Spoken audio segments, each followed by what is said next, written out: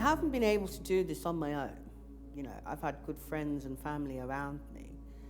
So I would say to somebody, if you've got family and friends around you that will support you and be there for you, as long as you're okay with your visible difference, then go out there and don't be afraid to show it. When I was 3 years old, I was at home having breakfast with my siblings. My mum was in the next room bathing my youngest brother, and we were arguing over a photo. So I said, oh, I'll go and get it.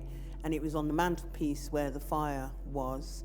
The fire was out, but the coals were still glowing. And sometimes they just spark and bits fly off and stuff like that.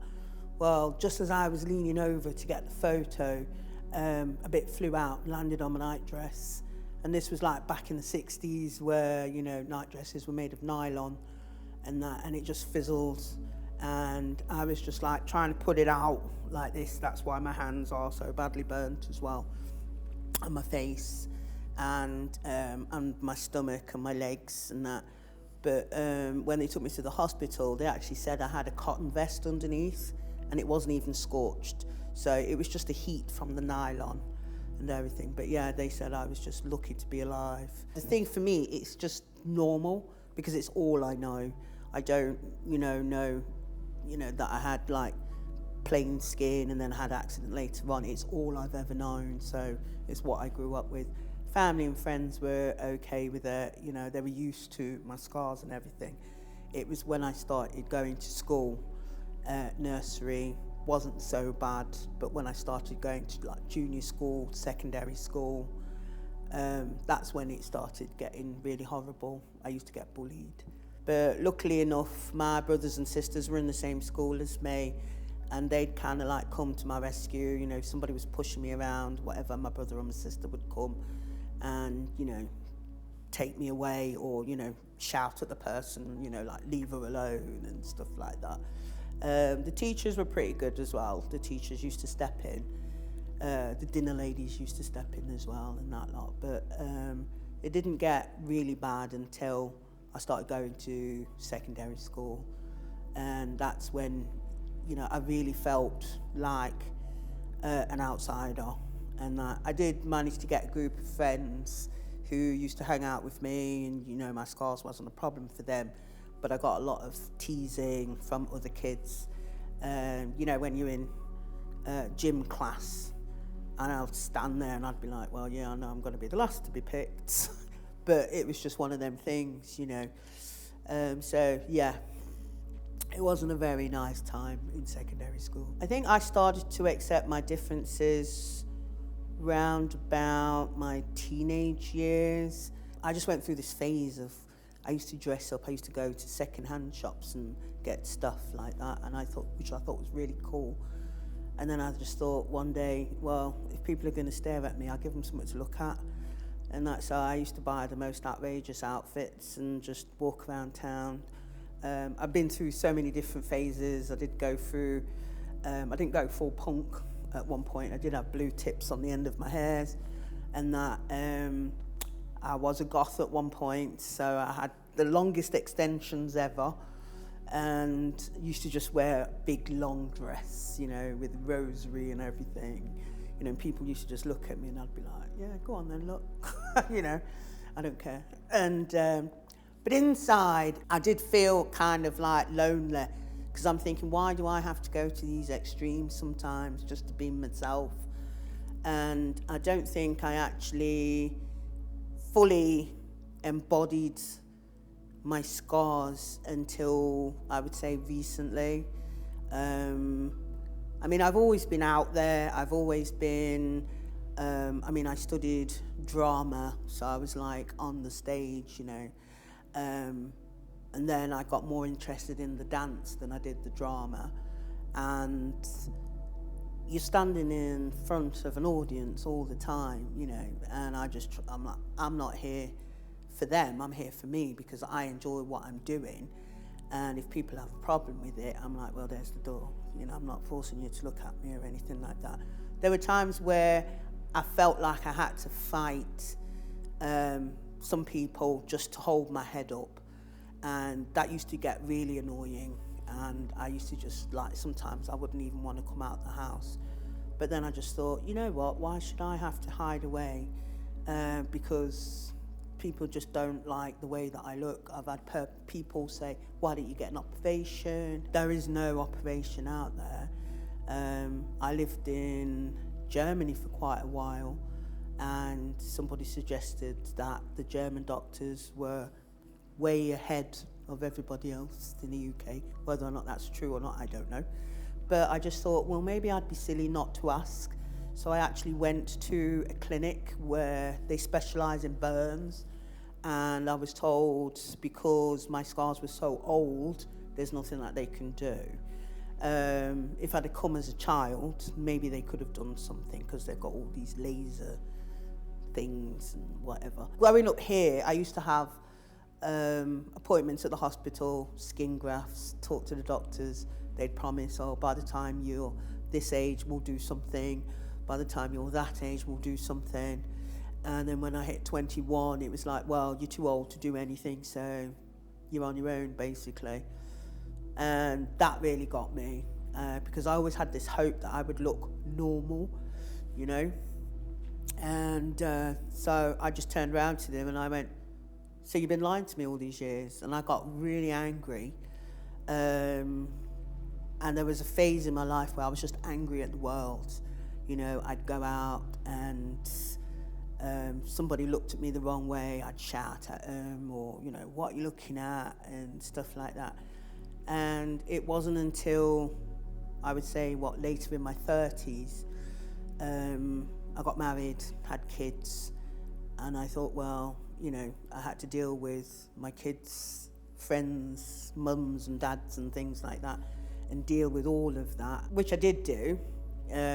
You know, I still went out there, I went on stage, I performed, I was in a few bands. I used to only go out on stage with my dark glasses on, because I thought, you know, people can't see your eyes and stuff like that.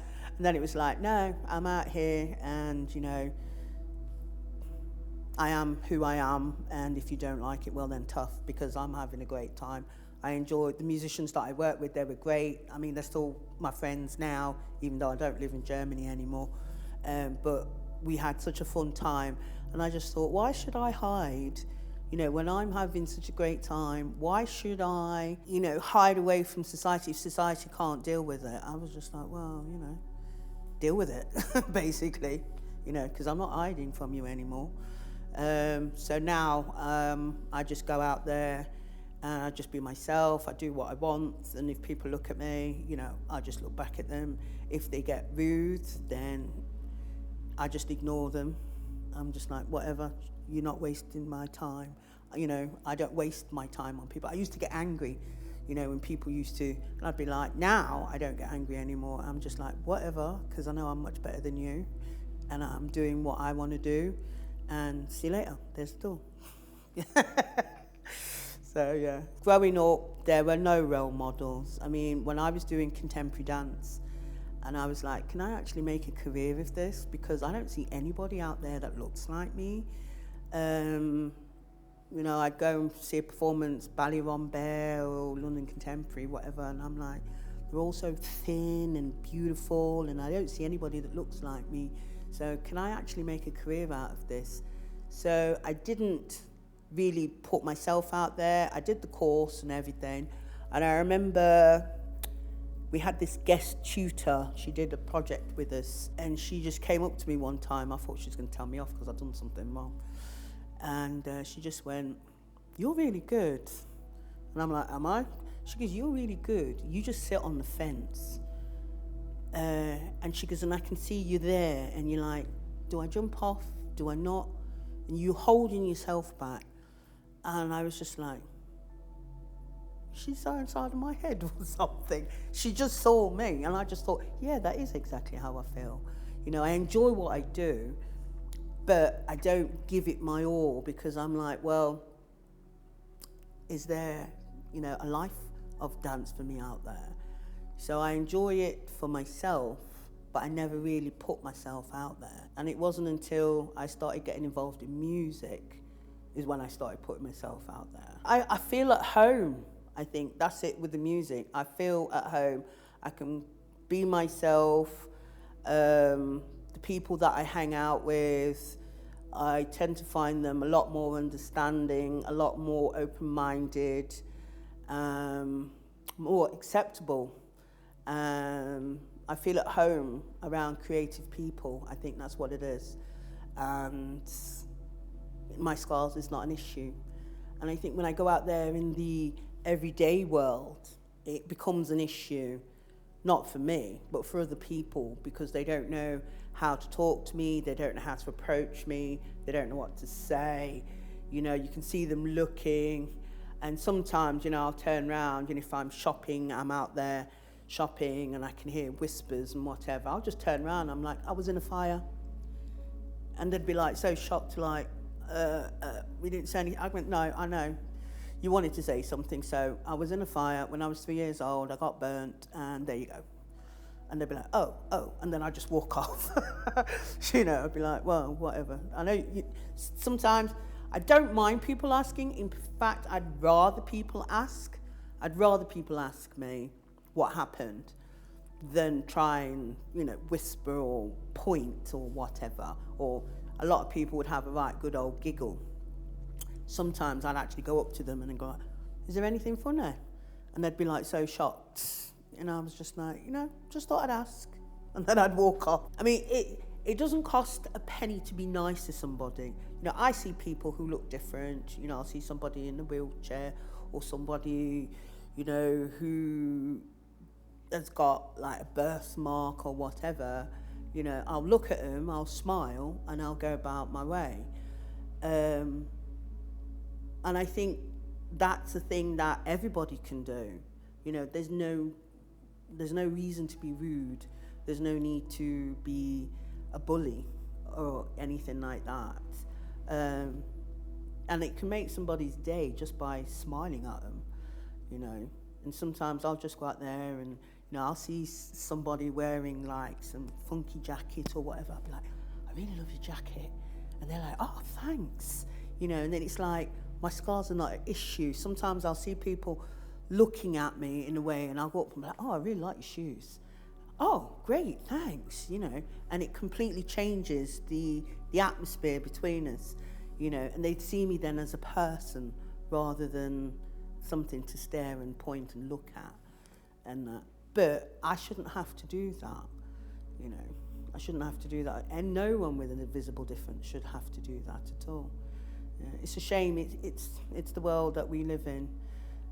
Unfortunately, society is, in my eyes, they're so obsessed with looking beautiful and, you know, flawless. And it's like, but yeah, that's not reality though. People are flawed, and that's okay. I worked as a chambermaid years ago, and people would look like down on me because I'm doing the chambermaid job, and I'm thinking, no. Just because I've got scars, you look at me in a strange way. And just because I'm working in this job, you look at me in a strange way. You know nothing about me. You just, you know, judge me from the way that I look. You know nothing about me. You don't know that I've got a degree. You don't know that I've worked as a psychiatric nurse and that lot. And to be honest, you know, it's none of your business, really. You know, and I don't think judging a person by the way that they look is right. It's completely wrong. We should be able to change that. And if we can change that by going out and showing other people out there that we're just the same as everybody else, don't be afraid. And if somebody retaliates in a horrible way, then it's just, you've got to find a way of dealing with that, but don't let it get you down. Don't let it put you off getting out there. And that you'll always come across people like that, whether you've got a visible difference or not. There's a lot of people out there that are not very nice. And I don't spend much time thinking about them, really. You know, I just move on. Because there are a lot of nice people out there. I think it's made me go out in society and make a point of not hiding away. I mean, if I looked like everybody else, I probably wouldn't be doing what I'm doing now. Maybe I would, who knows? But I think it makes me do it more because I'm out there to show. I mean, I've hidden away for a lot of my younger years, and I wish I hadn't. And I wish I had strong people around me who would support me in going out there. I found that later in life. From university, I would put it, I had a group of people that I hung out with. We were all on different courses. We just so happened to meet. And they're the ones that have basically had my back. You know, my family, yeah. Friends that I grew up with, yeah, but I don't really see them. But my friends from uni, my posse, as we call ourselves, they're like my chosen family. And I think without them, I probably wouldn't have had the courage that I've got now. So they've basically made me have the courage to go out there. I didn't want to hide anymore because I wanted to just live my life. And I don't think anybody should have to hide. If you've got something that you want to say or do, then just go out there and do it. And I think the more people with visible differences, if we go out there and show the world that we have a right to be here, basically, you know, that will hopefully make people a bit more mindful how they talk to somebody or look at somebody or treat somebody with a visible difference.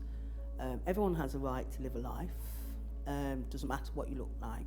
I mean, any single person in this world has a right to live, you know, and shouldn't be, I suppose, like ostracized for it, because I think a lot of that comes down to ignorance. And if we can educate more people into being kind, being mindful, that'll make a big difference. Society is so zoned in on perfect. There is no perfect. Life is not perfect. There is no perfect out there. People strive for perfection. But as far as I'm concerned, there is no perfect out there. Well, I suppose you're perfect as the person you are, really.